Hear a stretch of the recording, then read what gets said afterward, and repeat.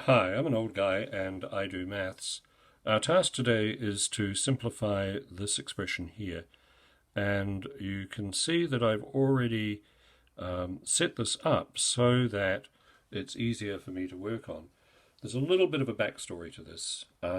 This was given to a year 9 pupil of mine, grade 9. She's certainly smart enough to do it, but I think this was given as homework, and she has only a cursory knowledge of algebra. That is not her fault. It comes down to some poor teaching in her case, and this is an example of poor teaching, setting someone adrift with a problem like this, which, while it is simple enough to work through, does require knowledge which hasn't been imparted as yet. With that out of the way, let's get on with it. So, the general rule when dealing with something like this is not to view it as a whole, but to deal with parts of it that are reasonably easy to deal with. And so I'm going to take the easiest bit of this, which is what I'm pointing at now, which is actually the bracket here. And I'm going to sort out the interior of this bracket. So negative 2 squared is 4.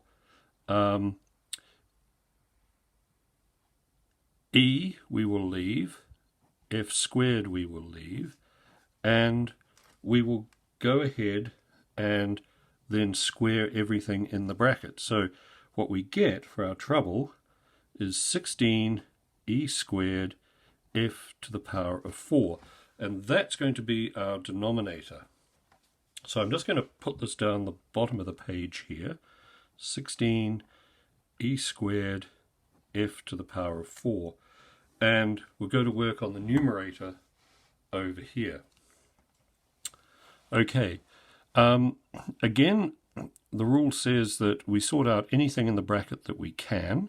There's nothing to be sorted out here. We have to raise everything in the bracket to the power of 2. So we'll keep our negative 7. 3 to the power of 2 is 9. E cubed to the power of 2 is e to the power of 6. F cubed to the power of 2 is f to the power of 6. And g squared to the power of 2 is g to the power of 4. We can tidy this up a little bit. We get negative 63, 7 9s are 63, e to the power of 6, f to the power of 6, g to the power of 4. And you can see how if you just work systematically and slowly, or at whatever pace you can, through these, they kind of work themselves out. Now, this is our numerator, so let's put that down here. So negative 63 e to the 6 f to the 6 g to the 4. Okay, let's deal with the numbers. Well, there's really no dealing with these numbers at the moment, so let's just leave them, although the first instinct should be to try and make something of this, but I think we'll wind up leaving this as a fraction because there's no factor of 16 that goes into 63. So we'll concentrate on the pronumerals. E to the power of 6 divided by e to the power of 2 is e to the power of 4. F to the power of 6 divided by e to the power of 2, f to the power, let me say that again. F to the power of 6 divided by f to the power of 4 is f to the power of 2. G to the power of 4 is not being divided by anything, so that remains.